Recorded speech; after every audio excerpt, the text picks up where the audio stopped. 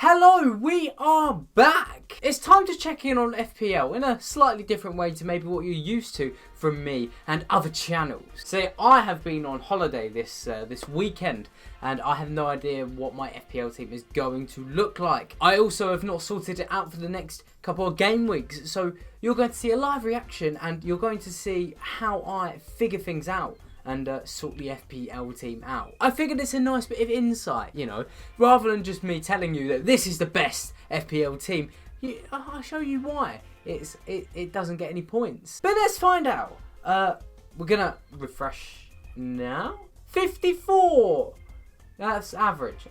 That's okay. So let's have a look. Allison got 2. Trent got 8. So I captained him. This is Arsenal, Liverpool v Chelsea. We had Semedo get 2. What did he get? He got the Wolves. They lost at home to United. Okay, yeah. So didn't really do much there. Digne, that's good. He got a clean sheet clearly. You got Reggie on as well. He got bonus points too. He must have done good. Jack Harrison, nothing pretty much there. Same with Mesa. Same with Saeed Ben Rama, but he's been like a rocket so far. Salah got 10. He got the goal, which was controversial. Still a red though. We had Lukaku coming on 2-2. And Chris Wood finally paying off with a big 9. Who did he score against? I scored against Leeds there. Okay, he got 3 bonus points. Then, luckily, I didn't play this little man, Bukayo Saka. That would have gone awfully. Yeah, so I've done okay, really. It's nothing too special. So now we're going to have to figure out what we do for the next game week. Which at the moment, you know, it's an international break, so anything could happen. Really, I'm only going to finalise this on the final hour. So let's go to pick team. So let's pick the team. We have got a choice of Alisson v Leeds or Sanchez v Brentford. Now Brentford, they've been strong so far, but I do think playing, you know, a mid-table team like Arsenal on match day 1, yeah, I'm going to get away with that one, by the way. I think they were helped there, let's be honest. I mean, besides the joke, Arsenal are kind of a non-threat at the start of this season. And they've been okay since they got a draw against Palace. And what happened in their last game? So in the last game of the weekend, they drew 1-1 with Villa. So what's that? 3 goals in 3 games. So actually unlikely of scoring against Brighton here. But Brighton are a little bit unreliable, and it is Liverpool. However, what was the last result of Liverpool v Leeds? Let's have a look. So last season, in April, Leeds drew 1-1 with Liverpool, and that was at home. So that's the same result.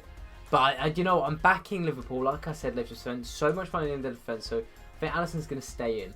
Now, that's why I'll probably keep Trent in as well. We don't know who we're going to captain next.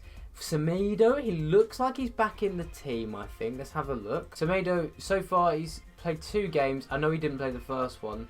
He's put up 2 tackles.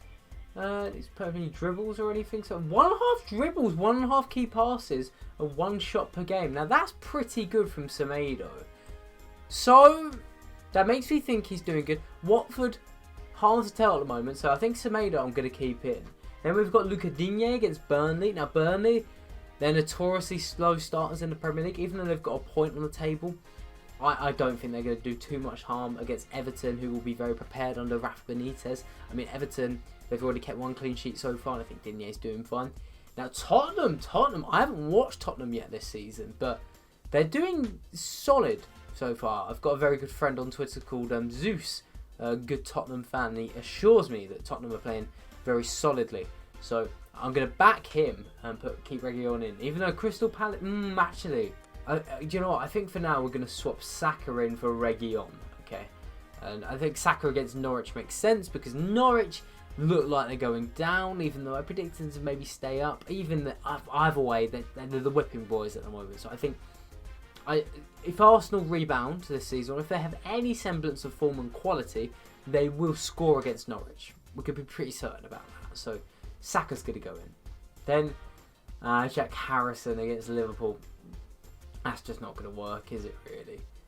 Because he's very unlikely to score, which is why I've got Alisson in. So for now, we're actually going to put in Fabio Silva.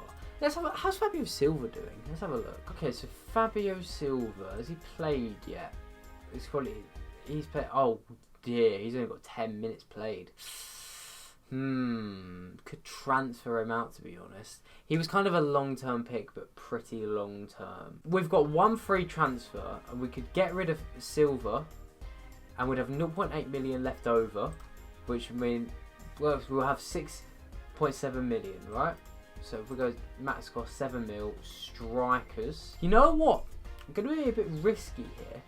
I'm going to put Adam Armstrong in for Fabio Silva, and I think that works. I like it. I like it. Generally, you should be saving your free transfers, but I don't play by the rules. I do. Confirm transfers. Yeah. Okay. So pick team. Now we have Adam Armstrong starting in. That's a lot stronger.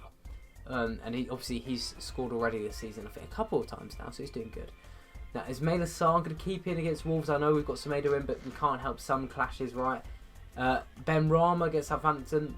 I don't think West Ham or Southampton are keeping clean sheets against each other, but Ben Rama and Armstrong should create a lot. Same with Salah against Leeds, he should run havoc. Then we've got Lukaku v Villa, just a side note, lots of people seem surprised that they're not starting too hotly. Guys, it's a bunch of new players put into one team. Look at Fulham last season. It takes a while to get going. They will be good, Aston Villa, but take advantage now. Any team playing them is likely to score, so Lukaku's definitely going to be doing good for me. In fact, you know what? I think I'm going to captain him. If I forget to change it and he doesn't play, we'll leave it on Salah.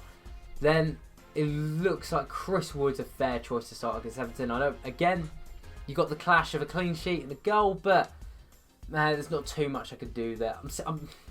My debate really is Crystal Palace. Can they keep a clean sheet against Tottenham? In fact, let's have a look. So if we Google Tottenham versus Crystal Palace past meetings, I don't think we really want to go back to 1906. Palace in their last fixture, they lost 4-1 away at Tottenham. At home they drew 1-1, then they drew 1-1 with Tottenham before. So in the last 3 games they've scored goals. You have to go back to September 2019 for them to have not scored. But is that a bit of luck? Because if we have a look, in one of the 7 or 8 games before that, they scored. Palace. It's tight, but you know, I've just got a feeling that under Vieira they could challenge Tottenham, and I think Tottenham will concede, but maybe Tottenham will still get the win. That's why I'm not backing Reguilon completely. I'd back Digne to keep a clean sheet for Burnley. And if he doesn't, I've got Wood to score. I back Semedo to keep a clean sheet against Watford. And if he doesn't, I could have Sarr scoring. I back Trent Alexander-Arnold to keep a clean sheet against Leeds. Now comment below what points your fantasy team's on, so we can compare and probably make me feel bad. Maybe you can leave me tips and come on the channel if you're doing very well. Then you can leave some tips to the other experts we have in the ranks in the comments below. Thank you very much, guys, and bye-bye.